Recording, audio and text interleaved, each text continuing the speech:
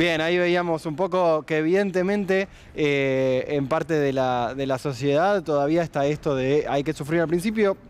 Evidentemente en las elecciones también se vio que ese discurso pegaba. Yo estoy con Lean Santoro, gracias por venir, Leandro. Y también se suma Mariano Martín a la mesa a charlar un poco y después a darnos data de cómo va a ser la presentación mañana de parte del gabinete en el Congreso de la ley ómnibus, la defensa en realidad de eso.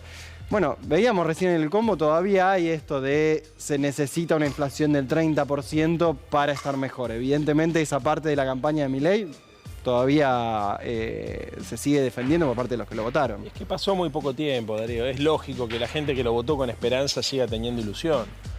Por más que nosotros digamos, ya está todo claro, las cartas están echadas sobre la mesa, ya sabemos en qué termina, porque lo vivimos en el 76, porque lo vivimos en el 90. Hay mucha gente que tiene derecho a creer. Es difícil para los que hacemos política y para los que tenemos los pies sobre la tierra, por ahí entenderlo y aceptarlo, porque a mí me choca también cuando veo gente humilde que dice, no, esto era una irrealidad. Había que acomodar los precios. Algunos dicen precios relativos, se ve que saben un poco más, otros te hablan de una ficción populista y qué sé yo. Es difícil porque uno sabe que atrás de eso existe el aprovechamiento de un sector del establishment argentino y del poder económico para plantear un proyecto de país donde no hay lugar, ni para los sectores populares ni para las clases medias. Entonces es como ver, viste, a la víctima festejando los argumentos de su verdugo. Pero bueno, esa es mi visión.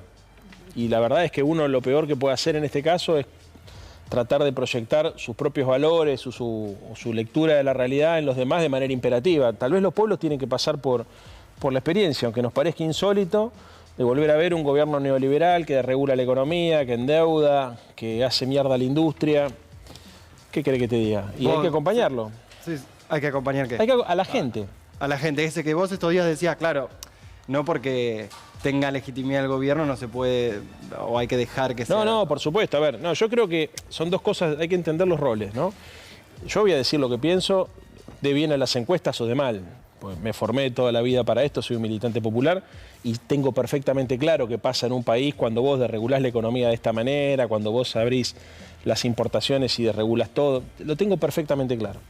Ahora, al pueblo uno no puede profesorearlo.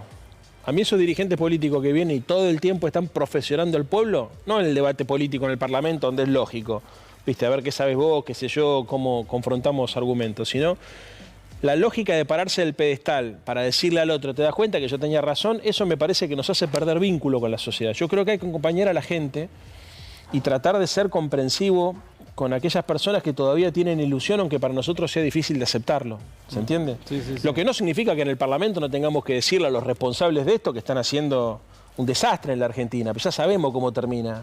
Pasó en el 70 y está pasando ahora como pasó en los 90 también, así que alcanza con ver un video de Tato Bores. ¿Y qué es lo que puede pasar en el Parlamento? Porque bueno, ya esta semana empieza a tratarse y las discusiones no llegan siempre a la sociedad, después se va evidentemente, aunque Milei diga que no quiere negociar, se va a terminar negociando. ¿Qué ves que pueda suceder ahí?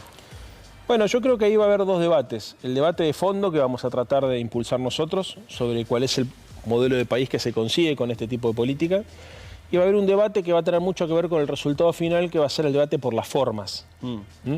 Si el DNU sí, si el DNU no, si delegación de facultades legislativas sí, si delegación de facultades legislativas no, si es por 2 años, si es por 4. Y por ahí puede que transiten una buena cantidad de diputados que van a ser los que finalmente van a tener la llave para que el proyecto se apruebe o no se apruebe. Los que discutan las formas. Me da la sensación hoy. No es esta la manera, que no sea de una ley, claro. Yo creo que los diputados radicales no pueden permitir bajo ninguna circunstancia que se privatice el Banco Nación, que se privatice YPF, que se privatice Aerolíneas Argentinas. Creo que nadie puede estar de acuerdo, ni siquiera los del PRO, con la reforma de este sistema electoral que están proponiendo, porque eso destruye la representación de las minorías, impide la aplicación de la ley de cupo femenino. Creo que ninguna persona de bien puede estar de acuerdo con las formulaciones que han hecho sobre las reformas, algunas por lo menos reformas al Código Penal que son verdaderamente escandalosas. Hasta el diario Clarín salió a decir que la reunión de 3 en una esquina era una barbaridad. Y creo que hay algunos temas que son de verdad de fondo, que puede ser que generen ruido en un sector de la oposición no peronista que se quiera hacer sentir. Dicho lo cual, me da la sensación, porque yo noto una lógica demasiado especulativa en la dirigencia política, que muchos de ellos van a tener temor a oponerse abiertamente al clima de época que estamos viendo y que entonces probablemente dependa de la muñeca del gobierno para negociar con ellos actores si consiguen o no consiguen el número mágico de 129 para aprobar esta ley. Esa es la sensación que tengo hoy. Habrá que ver. Yo en el transcurso de estos días he visto al radicalismo girar. Recién lo pasaba Pablo en el programa anterior, Pablo Dugan, un recorte del presidente del bloque del radicalismo que tenía una postura mucho más cercana al gobierno de Milei y a medida que van pasando las horas se va encontrando en una posición de mayor dificultad para justificar ese acompañamiento. Habrá que ver qué es lo que sucede, cómo se mueven ellos. Las declaraciones de Milei de ayer no ayudan, obviamente, a construir consenso. Que le diga a los diputados traigan sugerencias es una falta de respeto, es otro poder de la República. Los diputados hacemos correcciones o modificaciones, no le sugerimos al dictador qué tipo de decreto sancionar. Así no funcionan las cosas. Pero bueno, también hemos visto a lo largo de los años que muchos diputados se acomodan y muchas veces incluso votan en contra de sus convicciones íntimas porque suponen que es lo que le conviene en ese momento. Leandro, yo quisiera ir un paso atrás, porque recién escuchábamos en la introducción a Javier Milei, escuchábamos la opinión de los entrevistados de los móviles de C5N, y quiero hablar por mí, muchas de las cosas que nos están sucediendo tienen como un aroma distópico, cuestiones que realmente no las podemos creer, pero pregunto para la discusión interna, el diálogo dentro de Unión por la Patria. En algún momento, no quiero ni siquiera hablar en términos de autocrítica, pero en algún momento yo me imagino que la dirigencia de Unión por la Patria procesa esta distopía que creo que muchos sentimos y en algún punto se debe decir, bueno, ¿cómo se llegó a esto y qué hicimos nosotros o qué dejamos de hacer? Por lo menos como con vistas a lo que pueda suceder en 2027, lo que pueda suceder en las elecciones de medio término. ¿Cómo están procesando en Unión por la Patria este escenario después de la derrota electoral? Bueno, yo te cuento cómo la proceso yo, por lo menos, porque no te puedo decir cómo la procesan cada uno de los compañeros, porque he visto que lo hacen de manera diferente.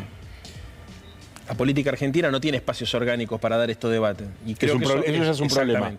Exactamente, eso es parte del problema. A ver, yo vengo insistiendo con que nosotros me parece que desviamos la atención de dos puntos que son claves y medulares y que explican el surgimiento de estas ultraderechas.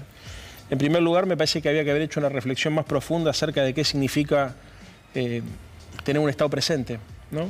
Y hablar de la eficiencia y hablar de la necesidad de repensar formas de instrumentar políticas públicas que le lleguen a la gente. O sea, hay algo ahí con la aparición de un Estado que tenía muchas ambiciones pero que no cumplía con sus objetivos que debimos haber visto y que tenemos que ver porque es un problema global del progresismo en el mundo, que genera insatisfacción en los sectores populares. Dice, che, pago muchos impuestos, vienen malos servicios, la riqueza no se redistribuye, hay un compromiso supuestamente para garantizar un estado de civilización más equilibrado y no se consigue. Y el segundo punto para mí es el tema del esfuerzo individual y el mérito. Le entramos mal ese debate. Porque mucha gente termina pensando que cuando nosotros defendemos las políticas públicas que permiten que la gente progrese, no estamos valorando el esfuerzo personal. Y entonces eso ha permitido que la derecha utilice esa equivocación argumental nuestra, dando la vuelta y construyendo una suerte de contradicción entre la Argentina que produce y la Argentina que vive de planes. Y nos pusieron a nosotros en esa lógica. Y en lugar de salir rápido y airosamente de ese debate, un debate que nosotros podíamos haber ganado perfectamente, nos enredamos diciendo que el mérito, la meritocracia, y viste, cuando nos quisimos dar cuenta, parece que defendíamos solamente los intereses de las personas que vivían del Estado directamente. Faltó creatividad también, porque quiero decir, a veces a uno le da la impresión de que el progresismo, el peronismo, el kirchnerismo también, se paró durante mucho tiempo en un piso de derechos y no buscó de qué modo volver a concitar adhesión, volver a enamorar, volver a generar mayorías. Sí, la creatividad hace a la comunicación, hace también a la innovación en términos de políticas públicas, pero yo creo que lo que falta es profundidad, más que creatividad, ¿no? Es como decir, che, falta actitud, sí, pero también falta aptitud, ¿no? Profundidad.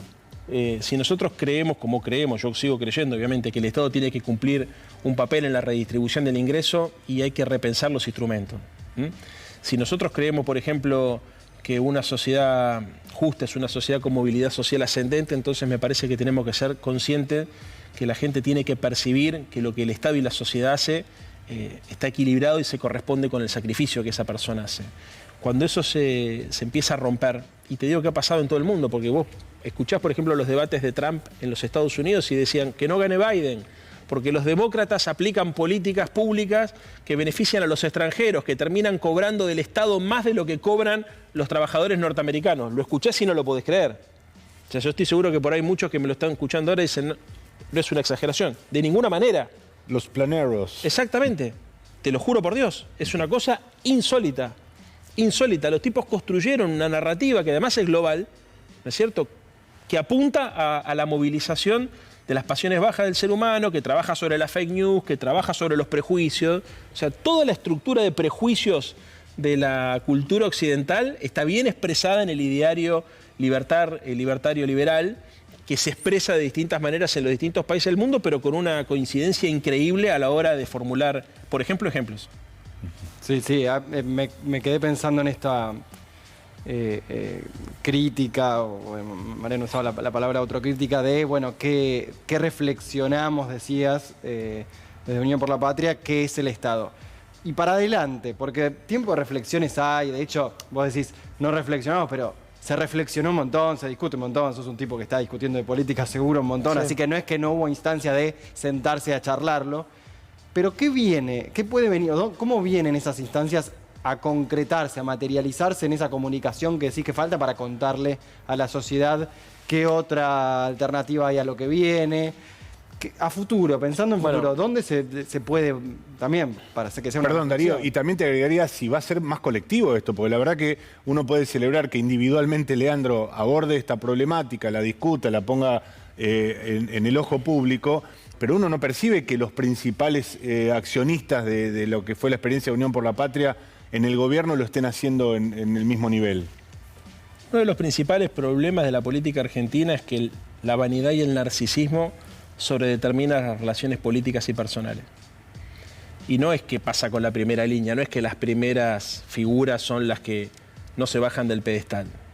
Segunda, tercera, hay una cuota de vanidad y de narcisismo que uno lo está viendo en este momento, donde pareciera ser que algunos dirigentes están más preocupados, ¿viste?, en posicionarse personalmente que en tratar de construir colectivamente una solución.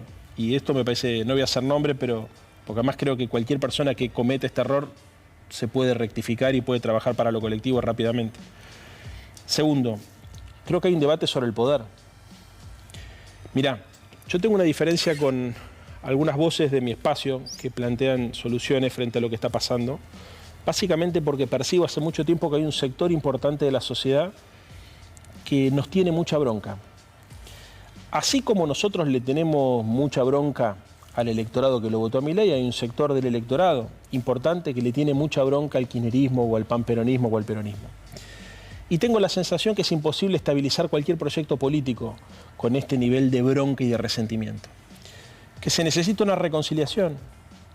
Que los discursos de decir, bueno, volvimos mejores y nos fue mal, entonces hay que volver peores. Sé que el que lo dijo medio en joda, medio en serio, así que no es una referencia a él, pero creo que eso a veces está flotando en nuestro espacio. Creo que comete la imprudencia de no darse cuenta cómo nos ve, no el adversario, cómo nos ve un sector importantísimo de la sociedad. Y creo que ellos cometen el mismo error, Milei comete el mismo error, Milei no se da cuenta que el hilo es corto, que hay un sector de la sociedad que no le cree y que no lo va a acompañar, que no hay margen para hacer bravuconadas. Entonces creo honestamente que la Argentina va a tener que discutir en serio cómo construye primero una reconciliación y cómo después construye un sistema de decisiones que le permita salir racionalmente de los problemas que tienen. Se habla mucho, por ejemplo, de la experiencia israelí para resolver la situación inflacionaria. Israel tenía también un proceso hiperinflacionario muy jodido, pero identificó un problema concreto que también tiene la Argentina. Hay algunos problemas que tiene la Argentina que no tiene Israel, pero hay uno que sí tiene, que es la lógica indexatoria de la economía. Había una corrida permanentemente por indexar salario, contrato, cuentas bancarias, o sea, había una especulación permanente y además una necesidad de cubrirse para atrás que hacía muy difícil que se pudiera frenar la inercia inflacionaria. ¿Cómo se construyó una salida, un principio de salida? A partir de un acuerdo político entre partidos que pensaban distinto y entre sectores sociales y económicos que tenían intereses contrapuestos. Entonces hubo un acuerdo político que permitió hacer un acuerdo de precios y salarios y desindexar escalonadamente la economía. Este es un problema que Milei no ve. El problema de la inflación es un problema monetario, sí, pero no solamente monetario. Hay un problema con la escasez de divisas, hay un problema con el endeudamiento excesivo y hay un problema con la inercia inflacionaria que no se desescala provocando al otro, o ignorando o insultando al otro, o descalificando al otro. Se desescala necesariamente en el marco de una mesa de concertación.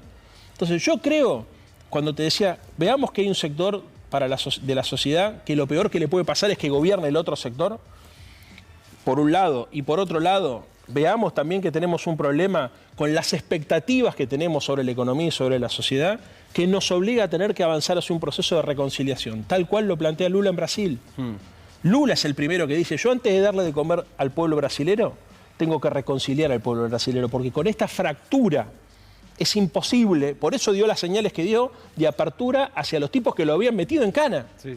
Entonces, desde el armado mismo del gobierno. Sin digamos. querer aburrir y terminando acá, para mí hay que proponerle a la gente que empiece a pensar la posibilidad de encontrar una salida que sea distinta a la que nos imaginamos en algún momento cuando pensamos que teníamos un Estado más fuerte del que tenemos, o que teníamos más dólares en el Banco Central de los que verdaderamente tenemos, o más respeto y más prestigio de la sociedad del que verdaderamente tenemos. Es una dificultad que deberían asumir todos los partidos democráticos. No solo que no aburre, sino que es verdad que hay muchos empezando a ver qué es lo que viene, cómo se arma, la lectura del pasado para lo que viene, pero a veces en el día, y ahí se pierde el día a día. Por eso quiero volver al DNU, que evidentemente el DNU, la ley ómnibus es de ahora mismo. Pero primero escuchemos a uno de los interlocutores que eligió el gobierno, que es en este caso José Luis Espert, en defensa de Javier Milei. A ver. Que se va a poner a casi todo, el resto de los bloques con modificaciones sin duda van a empujar una ley que es crítica para los argentinos. Acá hay que dar vuelta a la página, apuntar para adelante, hay un cambio grande de meridiano en la discusión de la Argentina, acá hay que apoyar las ideas de la libertad, del sentido común que empujan el presidente. La modificación de la fórmula para los jubilados al eliminarla, ¿eso lo van a conseguir? Vamos a ver. Mañana comienza el plenario, ahí vamos a ver cómo avanza cada uno de los artículos. Bueno, pero eso significa que no tienen la ley ómnibus asegurada para la sanción. La ley ómnibus yo creo que es altamente probable que salga, puede haber modificaciones en algunos artículos. Bien, ahí, Espert, ¿qué viene a cambiar en esto de la estructura o del fondo que decías recién, el DNU y la ley ómnibus? ¿Qué viene a buscar? No lo tengo claro. A ver, no tengo claro. ¿Qué sectores viene a tocar? Bueno, pero acá son dos cosas, ¿no? A ver, ellos hablan con un nivel de prepotencia como si tuvieran 200 diputados. Y de autosuficiencia, a mí me hacen solamente sugerencias, yo no negocio nada, no me toquen la ley. Este fin de semana hubo varias declaraciones en esa dirección, ¿viste? Tildando de coimeros a los legisladores, Entonces, yo no diciendo idiotas útiles. Claro, o tienen algo arreglado por abajo de la mesa que uno desconoce, o lo que estamos viendo es un nivel de impericia extraordinaria. No sé qué va a pasar, veremos. Yo también me voy a sorprender con todo el público, siendo que soy diputado nacional, viendo cómo se comportan algunos de los colegas que yo respeto, que no son de mi partido, pero que respeto, al tratar de explicarme cómo van a hacer para acompañar no solamente este proyecto, sino un gobierno que pretende cerrar el Parlamento por 4 años, ¿no? O sea, ¿cómo hacemos para votar delegaciones de facultades legislativas durante 4 años y después seguir yendo a laburar al Congreso? Claro. Es raro, ¿viste? Entonces no termino de entender. Y después lo que estamos viendo, en términos de tu pregunta final, en realidad los tipos tienen un plan de negocio. O sea, vos vas viendo ley por ley, y yo me he dedicado en los últimos días, te podría decir casi con exclusividad a esto, y siempre encontrás el truco, a veces muy fácil, a veces tenés que escarbar un poquito más, pero es increíble cómo los tipos convencieron a un sector de la sociedad que lo que estaban haciendo en realidad era eliminar barreras y restricciones burocráticas para favorecer la libertad, cuando en realidad lo único que están haciendo es laburando para que los vivos de siempre se lleven una porción más grande del mercado. Sí, entonces, sí. Vamos a la ley de bosques, a la ley de glaciares, a la ley de fuego, a la ley de pesca, a la ley de hidrocarburos, que las modifican en esta mega ley. Así con cada una de las cosas que han hecho también en el DNU, ¿viste? Liberemos el mercado de la medicina prepaga para que compitan. Es obvio que en un mercado tan concentrado como el nuestro hay cartelización y la consecuencia es que la gente paga el doble al mes siguiente. Bien, nos metemos en economía, así que la vamos a sumar a la doctora Mercedes de Alessandro. Vemos un poquito esto de la... O si no, que se siente directamente, no que entre... Bueno, vamos a ver un poco las repercusiones en precios de lo que fue esta apertura total que se está dando en la economía? Precios, por supuesto, un desastre. Esto no está ni planeado ni nada, porque yo justo pasaba y quise... No es actriz. Exacto, quise expresarme, los vecinos de acá me conocen, ¿Cuánto hace que vive en este barrio? y ya va a ser más de 15 años. Recién vino de la panadería. Bueno, en la panadería compré hoy medio de pan, lo pagué casi 1.000 pesos. ¿Rosca de Reyes? No, imposible, imposible. Verdulería gasté 3.400. No traje casi nada. Así que bueno, esperemos que esto vaya cambiando y sobre todo el tema comida. Todo terrible. Es un afano todos los días. Entonces, Jubilado. gracias a Dios hoy tengo otros recursos. Si no, no podría. ¿Qué es lo que más le preocupa de todo lo que está No pasando? me voy a gastar 20.000 pesos acá recién en dos cosas. Afano. Todo. Esto no puede durar 90 días ni en pedo. Yo no sé quién lo votó a esta gente todavía, no lo puedo creer. Me vuelvo loco todos los días, la verdad que me vuelvo loco todos los días, pero lo votaron. Yo no lo voté seguro. Sí, preguntas más, o sea, la realidad es que estás más al tanto de eso. Disculpa. ¿Cómo ve la situación? Ya te dijo, la situación económica. No, complicada, la realidad es que sí. ¿El trabajo? Sí, por suerte sí, pero bueno, la verdad que mi rubro, trabajo en cine y está bastante desestabilizado. ¿Sos actriz o trabajás en una distribuidora? Productora. Sí. ¿Y les preocupa, por ejemplo, lo que se habla del tema de la cultura, el cierre del Fondo Nacional de las Artes, el Inca? Sí, la verdad que estamos muy preocupados, estamos intentando que se reconsidere, la verdad es esa. Bien, ahí está, se suma Mechi y Alessandro. Bueno, Mechi, ya nos estábamos metiendo en economía. Quiero pelotear un poco esa parte con vos, pero estábamos recién, primero la macro. ¿Qué cuestiones estructurales se vienen a discutir en este verano? Ni siquiera en toda la presidencia Milei. No, en este verano, o sea, ya estamos a menos de, bueno, casi un mes de la presidencia Milei. En 2 días se cumple un mes. Y ya tenemos los primeros datos, las primeras señales que podemos atribuirle algunas de las medidas de él. Se espera para estos días que la inflación esté rondando los 30 puntos. Él hizo estas declaraciones el domingo cuando se bajaba del avión de la Antártida, diciendo que si nos daba 30 había que levantarlo en andas a Caputo, ¿no? Que era un numerazo, porque todos esperaban más. Que es una estrategia que viene usando desde el día de su asunción, ¿no? Decir números escalofriantes para que después uno se conforme con números tremendos. Bueno, acá tengo un experto en el mercado laboral también, ¿no? En el mundo del trabajo. Sabemos que un 30% de inflación, que es el número que está en las cabezas de todo el mundo, puede ser un poco más, un poco menos, para estos días, con los salarios congelados en todos lados, no solamente los trabajadores formales, sino también los trabajadores informales, las jubilaciones que también han perdido poder adquisitivo, todo lo que está atado a las jubilaciones, la asignación universal por hijo, no sé, todo el potenciar trabajo, etcétera, estamos viendo una transferencia de recursos brutales, de ingresos brutales de los sectores trabajadores hacia la casta, ¿no? Lo que nos esperábamos que fuera totalmente al revés. Entonces, eso por un lado, ¿no? Ya estamos viendo una amplificación de las brechas de desigualdad, ya estamos viendo un mayor empobrecimiento. Muchos seguidores de Milei te dicen, bueno, pero eso venías arrastrando del gobierno anterior. Seguro que sí, porque veníamos con indicadores muy malos de inflación, pero lo cierto es que la primera medida que toma Caputo, ese día que graba 10 veces el mensaje a la gente, es una devaluación, y esa devaluación se traslada a los precios, y si no subió más todavía el nivel de precios en estos días, es por la caída del consumo que también tuvimos ayer domingo. Se publicó un índice que es chiquitito, que habla de las ventas minoristas, que lo publica CAME, que no es una consultora del Che Guevara ni nada por el estilo, ¿no? CAME es un think tank bueno, es la Cámara de Mediana y Pequeña Empresa, pero digo, el equipo que hace estos estudios trabaja para el empresariado PYME y muestra una caída de las ventas en los primeros días de enero de alrededor del 13%. Ese 13% es 4 veces más lo que cayó en todo el año pasado, es decir, en todo el 2013. Y a mí lo que más me llamó la atención es que el mismo informe dice por momentos, bueno, pero se puede atribuir la caída del consumo que gente que adelantó compras en noviembre porque se veía venir algún problema y no sé cuánto. Y otros que dicen, no, bueno, pero diciembre es un buen mes porque vienen las fiestas, viene Navidad, entonces todo el mundo está en los aguinaldos, se gasta los últimos cartuchos que tiene. Pero los dos rubros que vemos que cayeron en este índice, que a mí me llama la atención y creo que a todos nos van a llamar la atención, es alimentos y farmacia. Alimentos cayó 19,8 y farmacia 19. Los dos sectores que son, digamos, de un consumo para las familias prioritarios. Insustituible. ¿no? Insustituible, Ahí, no son regalos de Navidad, quiero decir. No es que adelantaste la compra de los juguetes, de un cuadernito, algún regalito, no. O sea, esto es comida y medicamentos. Ahí te quiero preguntar a vos, Mechi, y abrirlo, obviamente, a discutirlo, que vos pensaste ahí el IFE en un momento de, obviamente, crisis, empezaba la pandemia. Entonces empezabas a ver con los datos que tenían quiénes son los primeros que sufren en un momento así.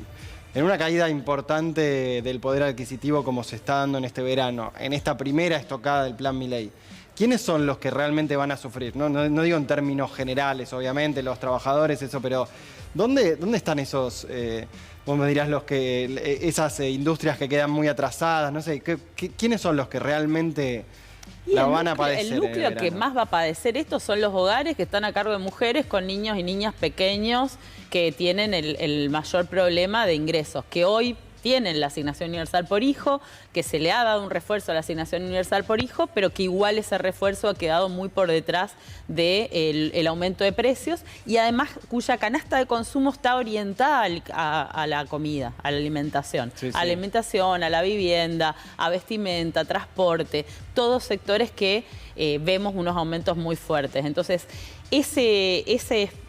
digamos, ese universo es el más empobrecido, es el núcleo de la pobreza, trabajadores informales también, personas que hacen changas, bueno, se habla mucho de la economía popular, ¿no? Hay sectores de la economía popular que, bueno, que cuando baja el poder adquisitivo de la clase media también ven perdida su posibilidad de vender algo en la calle, de poder ir a hacer alguna reparación. Las trabajadoras de casas particulares, las empleadas domésticas, una de las primeras cosas que recorta la clase media cuando no tiene los ingresos suficientes es la cantidad de veces que viene la señora que ayuda en la casa, ¿no? Sí.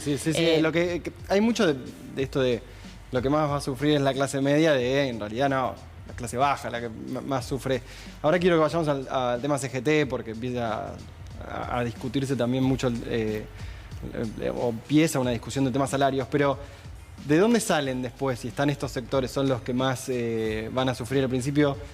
¿Qué nuevas dirigencias? ¿Qué nuevos dirigentes o nuevas voces? ¿Qué es lo que empieza a pasar en política? En esto que charlábamos recién, de que muchos no hablan o se esconden. Primero me cuesta mucho hablar de los que sufren en tercera persona. Obviamente que hay mucha gente que va a sufrir muchísimo más de lo que sufro yo, pero digamos, todos estamos haciendo reorganizaciones de nuestros gastos familiares. Y todos tenemos gente cercana. O sea, mi vieja, si no la ayudo yo, ¿entendés? Con los remedios, es imposible. Yo, no sé, entiendo que hay un sector de la política que vive aislada y que no se da cuenta que cuando vos devaluás 120% la gente tiene que elegir qué remedio tomar.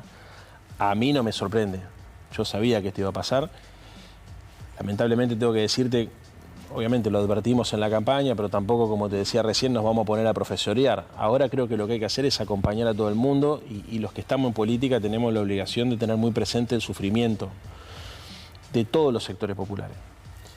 Creo que solamente los que no van a sufrir son los que tienen ingresos fijos en dólares o que tienen la posibilidad de modificar sus ingresos a partir de cómo evoluciona el tipo de cambio, ¿viste? Los sectores exportadores o algún sector vinculado indirectamente a ese sector de la economía.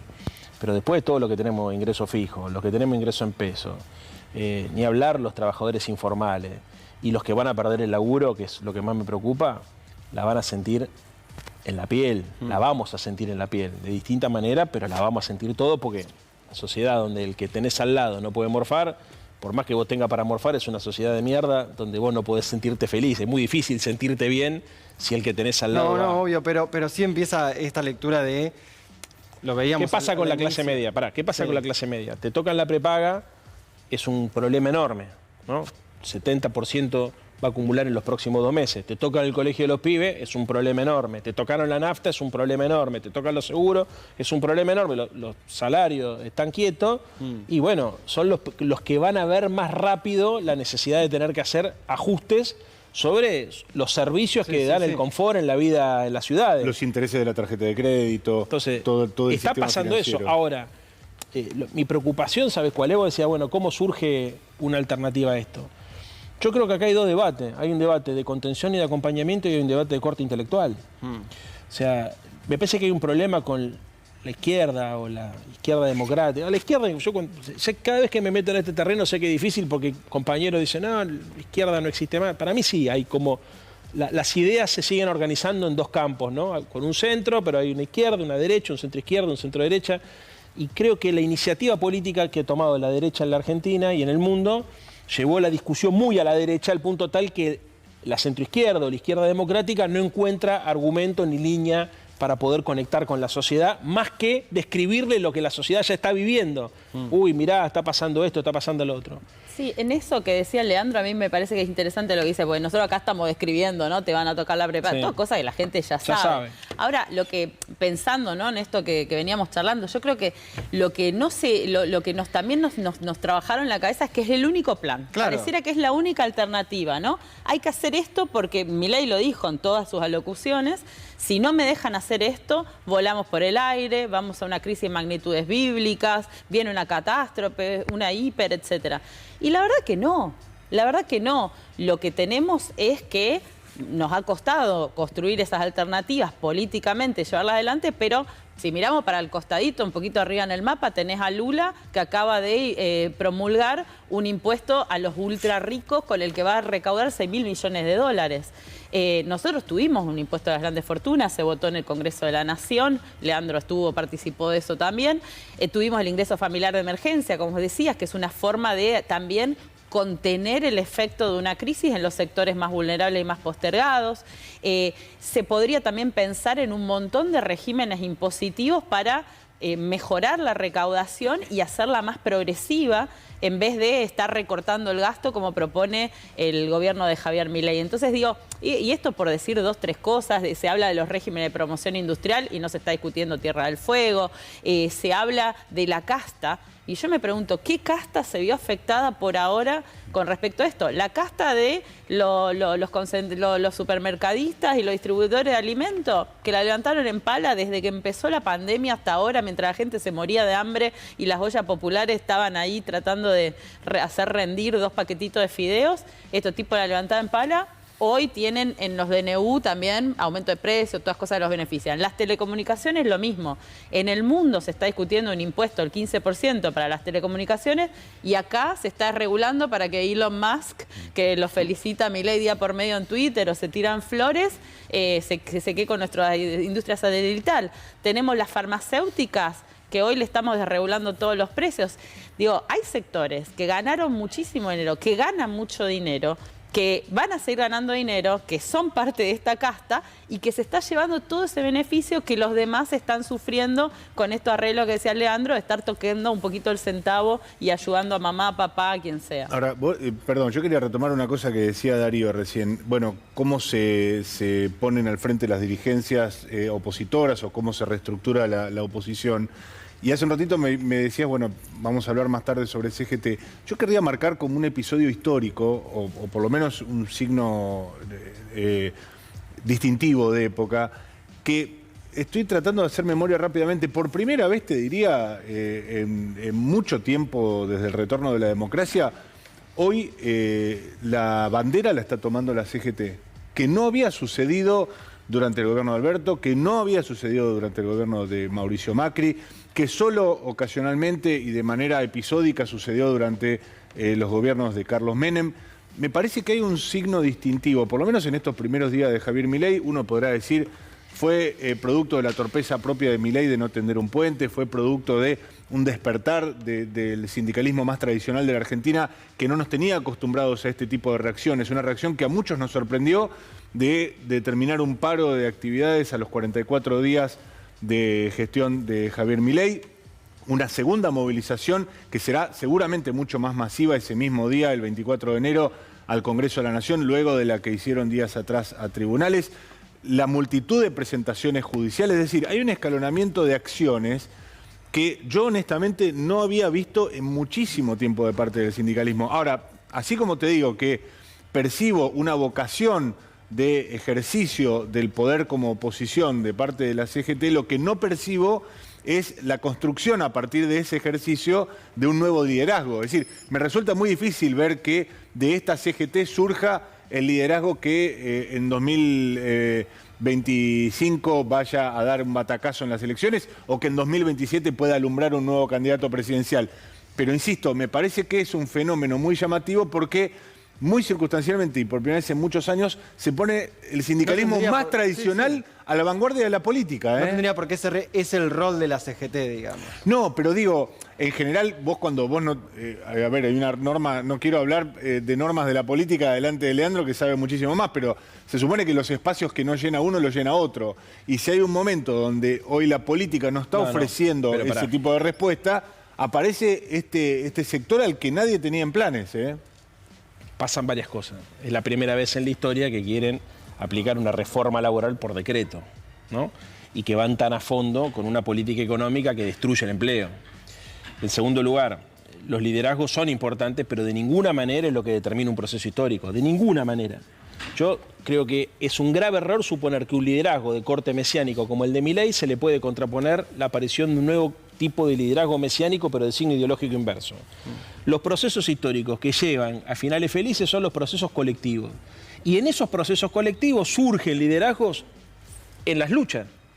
Y eso no es de la mañana a la noche. Nosotros estamos mal acostumbrados. Vimos el surgimiento de una referencia pública en los medios de comunicación, en las redes, en 2 años, y pensamos, Lula, que lo ponemos como ejemplo, que debe ser seguramente el líder latinoamericano más importante y más prestigioso que tenemos vivo hoy, digamos, con poder. Bueno, es un tipo que perdió 4 elecciones. Pero los mejores liderazgos políticos que alumbró la Argentina en los últimos años no fueron producto de construcciones colectivas. A ver, por ejemplo. Néstor Kirchner fue producto de una construcción colectiva, Néstor Kirchner fue una construcción de palacio, es decir, después salió mejor para las grandes mayorías, sin lugar a dudas, creo que los números están a la vista. No, Néstor Kirchner fue Pero presidente... Néstor Kirchner es una construcción del palacio. No. Néstor Kirchner fue presidente como consecuencia de la rosca del peronismo. Claro. Sin lugar a duda.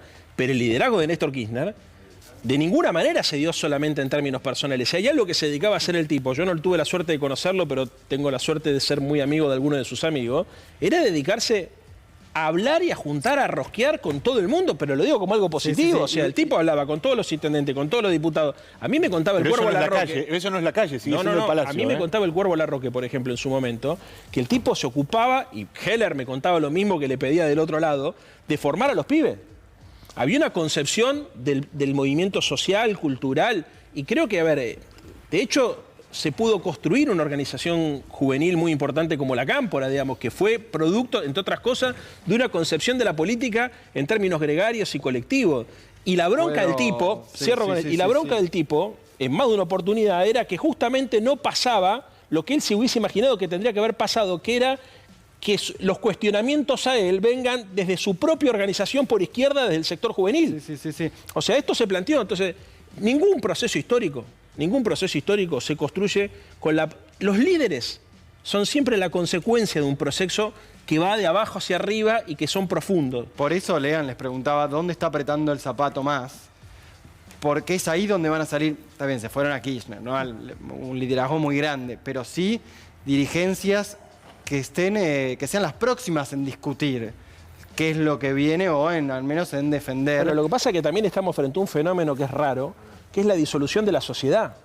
Acá no está en crisis solamente el Estado. Decís, ¿no? A ver, el hiperindividualismo conlleva a que es como una lógica cada vez más de segmentos, ¿no?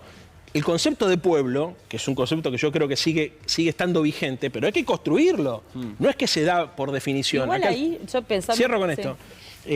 Ojo, que tal vez nos va a tocar transitar un periodo histórico donde no exista ni un único movimiento de masa, ni un punto único de aglutinación, sino lo que tengamos que construir sea una suerte de cooperativa donde haya distintos liderazgos y distintas formas. A ver, hay liderazgos políticos que tienen predicamentos sobre los sectores populares, hay otros que tienen sobre sectores medios. La Argentina es un país que tiene distintas diversidades. No es lo mismo la realidad que vive la gente del campo o la gente, de los pueblos agropecuarios que la realidad que vivimos acá. Entonces, ojo que eso, de alguna manera, pone a los que creemos en la política popular frente a una disyuntiva, que es la de tener que articular colectivamente con liderazgo de distintas intensidades y con procesos históricos que van a reclamar que la gente sea la protagonista y no que le vengan a decir de arriba qué es lo que tiene que resolver, un modelo de construcción distinto propio de una nueva realidad que es completamente diferente. Sí, Mechi, ¿cuál es tu visión de esto? Porque lo charlamos mucho, el tema de las dirigencias, liderazgos. Sí, yo creo que hay una crisis, o sea, la crisis de liderazgo se mostró en estas elecciones, una gran crisis de liderazgo político, toda la interna cielo abierto que tuvimos entre Cristina, que nos hablaba con Alberto, la aparición después de Massa queriendo condensar una figura dentro del peronismo. Creo que eso mostró que hay una crisis de liderazgo político, eso, pasamos de etapa, ¿no? Y hoy estamos con una orfandad tremenda. Hoy todo el mundo se siente huérfano, ¿no? ¿Quién va a bajar línea? ¿Dónde? ¿Cuándo? Yo creo que no hay que seguir buscando eso, que hay que empezar a construir esas líneas y hay que empezar a construir esas referencias, etcétera. Pero pensaba, cuando Leandro estaba hablando, pensaba, no sé, en Estados Unidos, por ejemplo, con el gobierno de Donald Trump, ¿cómo empieza la transformación, el cambio? Bueno, empieza también con un montón de sectores que se expresan. Uno de los temas que pasó, que nadie se esperaba, por ejemplo, era cuando se deroga el fallo Roe versus Wade del aborto legal, que empieza a surgir un feminismo y todo el Partido Demócrata se apalanca sobre eso y dan vuelta las elecciones de medio término discutiendo el aborto legal en cada uno de los estados. No digo que acá vaya a ser ese fenómeno o algo así, pero digo, nadie se esperaba que sea eso lo que empieza a transformar el debate político en Estados Unidos. Yo creo que acá tenemos muchos sectores que tienen muchas cosas. Está la bandera del ambientalismo, está la juventud. Hoy vimos que vota Milei, gran parte de la juventud, pero hay otra gran parte de la juventud que no fue tomada en cuenta en ninguna etapa de la campaña. En ninguna etapa de la campaña se trabajó con la juventud, se les fue a hablar, se les fue a proponer algo. Yo no recuerdo política pública que se haya inaugurado para la juventud durante nuestro gobierno, ¿no? Lo digo en primera persona, porque Progresar venía de antes, porque Conectar Igualdad venía de antes, porque todas las políticas para la juventud venían de antes. No hubo nada que se le ofrezca a esto. Una juventud que estuvo muy golpeada por la pandemia, por el encierro, por un montón de cosas que no pudo hacer y además porque es, en términos laborales, la más precarizada, la más pobre, la que está pedaleando en Rappi o dándose vuelta en Uber y que además tiene otra forma de pensar el trabajo. ¿Qué le ofrecemos en trabajo nosotros a ellos? Una oficina 8 horas. Ni vos, ni yo, ninguno de nosotros quiere trabajar 8 horas en una oficina. El mundo del trabajo cambió y cuando hablamos de esto, muchas partes, la dirigencia tradicional nos dice gobernar es crear trabajo. Pero no nos cuestionamos qué es el trabajo hoy en el siglo XXI, qué es lo que vamos a pensar y qué vamos a ofrecer de Sí, sobre todo porque hubo una ¿no? recreación del mercado laboral por parte de sus protagonistas. Es decir, muchos de esos trabajadores que quizás erróneamente uno podría creer que se asumen como dueños de su propia vida, pero también con justificación, porque si el mercado laboral no les ofrecía y hoy pedaleando llegan a fin de mes, bueno, eso también hay que contemplarlo. La explosión del mercado de trabajo también hace referencia a esto que le estamos planteando, no estoy descubriendo la pólvora, digamos, que vivimos una sociedad mucho más individualista y fragmentada. Entonces, a ver, ojo que el modelo sindical tradicional está absolutamente en crisis porque se está viendo un fenómeno que tenemos que tomar nota, que es la proletarización de la derecha. La aparición del trabajador informal, que no se siente representado por ningún sindicato básicamente porque no siente que tenga que compartir nada con nadie. Primer punto. Y segundo punto, compañeros, a todos los que están en casa viendo, que me están escribiendo, no hay que ser tan ansioso. Yo sé que es un garrón la sensación de sentir que este tipo está rompiendo todo, avanza sobre lo irreparable. Cuando ves lo de la ley de bosque, la ley de glaciares, la ley de tierra, decís, este tipo está tocando cosas que son irreparables. ¿Me entendés? Que haces un desmonte en un lugar donde no corresponde, es irreparable. Armás una mina al lado de un glaciar, es irreparable. Permitís que... Bueno, quemen, vendés YPF, vendés... Es irreparable. Ahora, dicho lo cual, y les pido a todos que no perdamos el eje, porque en una sociedad como la nuestra, el que se enoja pierde y el que se apura demasiado también puede perder. Esto no es para lento, no es para débiles, pero tampoco es para ansioso. No podemos estar todo el tiempo... No lleva un mes este hombre. Y estamos todos viendo, ¿y quién es el próximo líder? Si yo te hubiese dicho en el año 2002 que Néstor Kirchner iba a ser presidente de la República, me prendía la máquina de la risa. Pasa, ¿entendés? Entonces, pero porque si no hay una cosa de ansiedad, todo el tiempo acumulando la ansiedad, ¿quién va a ser? Tranquilo, compañero, lo que tenemos que tener es los pies sobre la tierra y la mente lúcida. Pero para ir cerrando, no creo que sea tanto por el tema del liderazgo o no, sí por dónde van a salir. Si es por el liderazgo también, si en el canal están todo el tiempo preguntando, hicieron un juego la vez pasada, a ver quién es el próximo líder, ponían las caras de todo. Y la gente en las redes también, Vos decías, por ahí no puede esperar la ley de bosques. Si te aprieta el zapato a vos, Sí. seas el sector que seas, realmente vas a salir a Para mí el tema es reclamar y más el quejarte. proyecto. ¿Qué proyecto, qué proyectos, no? Puede ser uno, pueden ser múltiples. ¿Hacia dónde vas? ¿Qué querés construir? Yo creo que hace rato no hay una propuesta de proyecto. Milei propuso algo que mucha gente compró. Sí. Para mí, espejitos de colores. Perdóname, una Chi, propuesta y acá que en la tiene ciudad de Buenos sentido. Aires nosotros hicimos una elección histórica, sacamos más de 32 puntos, casi 600.000 votos, porque le propusimos a la gente un programa de gobierno. Nos estaba apurando Rodo, que nos hizo Bueno, venir a Rodo todos hasta hinchó la las pelota 12. para estar acá a las 11 y ahora dice que no tenemos que ir. Seguimos discutiendo afuera. Gracias a los tres por haberse quedado. Gracias a